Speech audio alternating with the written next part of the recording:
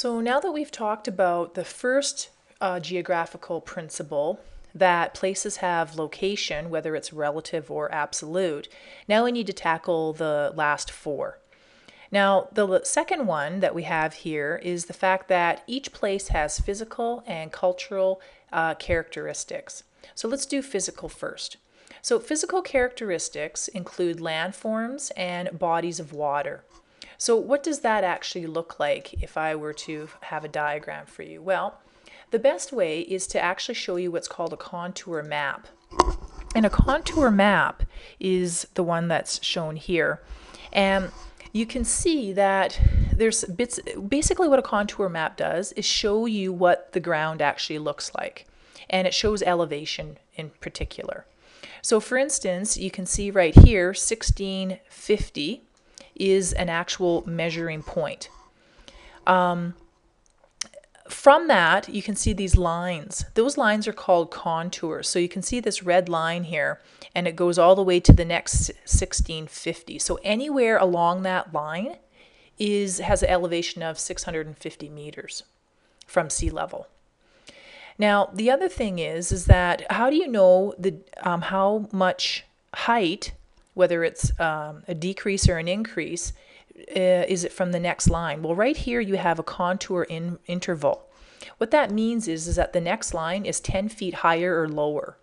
So if we go up this way from 1650, this next line here is going to be 1660. So I'm right here. So this is 1660. Right here is 1670, 1680, 1690, and then we get 1700. We can go backwards. This is 1640, 1630, 1620. Now, the distance between the lines indicate that it's a gradual incline, but if the lines are closer, that means it's actually quite steep. So if you look in the top right-hand corner here, this is quite steep, quite a steep grade. Now let's take a look at another picture here to just kind of highlight this a little bit better. This is a great picture because it actually has what it looks like on the ground as well. So what we have is a river, if I'm looking at the right-hand side, a river that goes through. Now this arrow indicates where this 3D picture on the left is showing us. So you can see that the lines are quite close together along here and in particular on this side, on the left-hand side. So if you take a look at the 3D image, that's exactly what we have. And that's what a topographical map does. Now, the one thing that you guys are most particularly interested in is a satellite image using Google Maps. Now you can see here that the terrain is very well shown. We can actually zoom in and let's see if we can actually find our classroom. We're gonna have to go this way. No, wrong way. Let's grab it. Probably go a little faster. So let me see here. This looks promising. Oh, we might have gone too far. That looks like Sahali. Whoops, we've gone too far.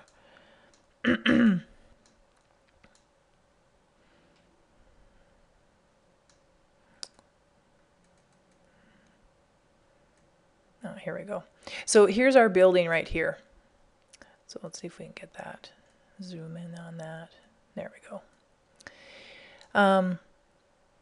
So our classroom, here's the church on the left hand or the right hand side here. So we are currently right here. And we can actually take a look at a regular map. And that's what it would look like. And that's quite zoomed in. Obviously, it's like we can actually bring that out a little bit. All right. Now, so that's the second guiding principle, the idea that places have physical characteristics, but they also have cultural characteristics as well. Now, cultural characteristics is whereby we have impact on human presence, or how human presence impacts a place. Now that can be positive and it can also be negative. We are more familiar with the negative part because, of course, the best example is global warming. Our presence has had a negative impact on the environment. Now, there are positive examples. For instance, before Europeans came to BC, the Northwest Coast peoples who live in the Queen Charlotte region of BC, they peeled bark off trees. That bark was used for a multitude of reasons, making clothes being one of them. Now, this bark, the reason why they used bark was because there's plenty of trees there, and that was a huge resource for them. Now, their impact was minimal because the bark could grow back. Now, First Nations people are very adamant about protecting the environment. They believe that that is their duty to do so. And so they were in all their practices, all their activities, that was one of the guiding principles of that, was the fact that they tried to limit their impact on the environment. They believe that what they put into the environment would give back tenfold. So that's the second guiding principle, the idea that physical and cultural characteristics, each place has those. Now, the third one is that things change. They can change in the form of political boundaries. They can change in patterns of settlement, whether that's rural, which is living in the country, which even 50 years ago was very common, or more of an urban setting, which is what we're used to today, living in towns and cities. The other one that things can change is vegetation. It can also be in landforms. For instance, if there's a huge storm, there could be a mudslide created as a result of that. That would change the landform, whether it was the side of a mountain or maybe the mud that slipped off the mountain would fall into the river. That would change the composition of the river. So what does that look like in terms of some diagrams? Well, landforms. Let's talk about that one first. What are some examples of some possible landforms? Well, clearly, we've got a whole bunch here. Volcano, we've got islands, we've got archipelagos, which is a group of islands. We've got harbors, we've got canyons, we've got divides, which is separation of two mountain systems. We've got waterfalls, we've got mountains, we've got glaciers. All of these landforms can and are susceptible to change. Now, what about vegetation? Well, when you have an area that has similar vegetation, they'll actually group it in a region. And in Canada, we have quite a bit of forest. There's carnivorous forest, which is pined trees, which includes spruce and pine, obviously. And then, of course, we have deciduous trees. And those are any trees with leaf. So an example would be poplar trees. Now, there's not like a dividing line between these groups or these regions. So in between that, you will find what's called mixed forest. And you can see the deciduous trees, and you can also see the carnivorous trees. So these are deciduous, and then of course up in the background here is carnivorous. So going back to our notes, you can see that all places will experience some type of change. And sometimes that can be for the good and sometimes can be for the bad. Now, the fourth principle is the idea that technology in transportation and communication have made even the most remote places on Earth accessible. I think of the Arctic. I think of Mount Everest. I think of under the Earth's crust. And I think of the Chilean miners there in last August. They were trapped underground. They would have never have been there if there hadn't been advances in technology.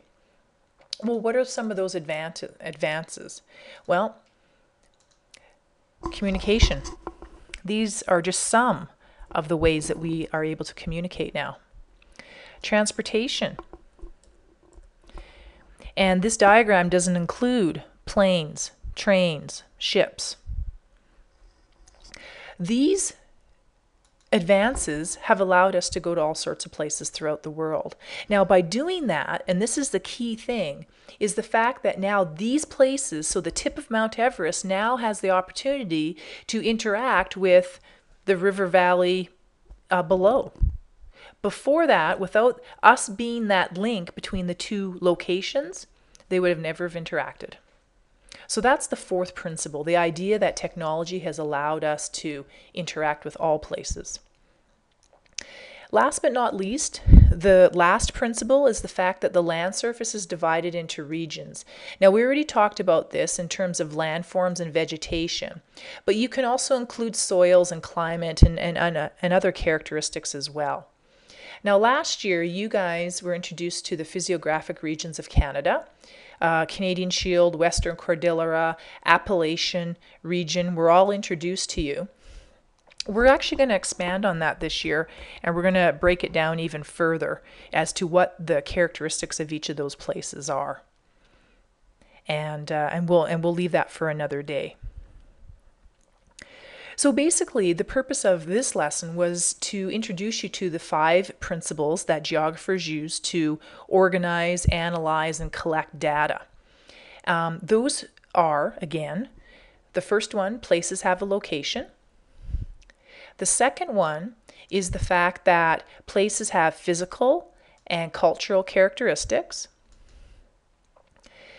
The third one is the fact that places can change, whether that's landforms, vegetation.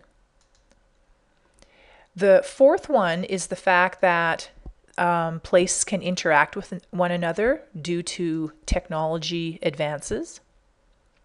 And the last principle is the fact that things are put into regions based on similar characteristics, whether it's climate, landforms, etc.